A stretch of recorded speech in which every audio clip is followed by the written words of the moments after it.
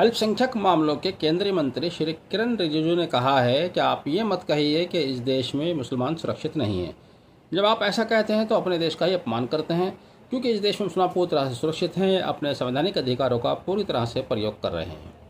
पहले मैं स्पष्ट कर दूं, केंद्र सरकार में जो सबसे मेरा फेवरेबल मिनिस्टर अगर कोई है तो किरण रिजिजू ही हैं। लेकिन आज उन्होंने जो बयान दिया है ये बिल्कुल ऐसे बयान दिया है जिसे आंखें बंद करके आप कहें कि चारों ओर बड़ा ही खूबसूरत नज़ारा है, जबकि आप कहीं गंदगी में खड़े हुए हो। क्या किरण रिजिजू को नहीं दिखाई दे रहा है कि रोज़ाना अब तो ये आम हो गया है, कहीं ना कहीं किसी न किसी मुसलमान की मॉब लिंचिंग होती है, उससे ज़बरदस्ती नारे लगवाए जाते हैं, उसके ऊपर झूठे आरोप लगाए जाते हैं, कहीं मांस के टुकड़े फेंके जाते हैं। क्या आपको नहीं दिखाई दे रहा है रोज़ाना कहीं ना कहीं किसी न किसी मस्जिद, मदरसा या किसी मुसलमान के घर को अवैध बताकर बुलडोजर से ढहा दिया जाता है? क्या आपको वो भी नहीं दिखाई दे रहा है? शर्जील इमाम उमर खालिद, जिनके ऊपर अभी तक ट्रायल भी शुरू नहीं हुआ है, उन्हें 5-5, 6-6 साल जेल में पड़े हुए हो गए हैं।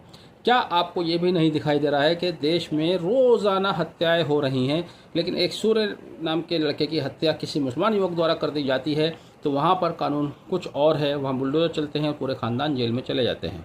तो किरण रिजिजू साहब, अपनी आंखें खोलिए और आंखें खोलकर जैसा आपका करैक्टर है, जिस स्तर के आप व्यक्ति हैं, मैं आपकी फिर से प्रशंसा कर रहा हूँ, उसी स्तर की बात कीजिए। अगर आप बेहतर होगा अगर आप ये कहते कि मुसलमानों के साथ जिस तरह की नफरतें देश में फैलाई जा रही हैं, जिस तरह की बातें की जा रही हैं, इन पर नियंत्रण किया जाना चाहिए, तो शायद समाज में इसका सकारात्मक असर पड़ता और मुसलमानों के खिलाफ जिस तरह से नफरतें फैलाई जा रही हैं उसमें कहीं ना कहीं कोई नियंत्रण वाली स्थिति दिखाई देती है।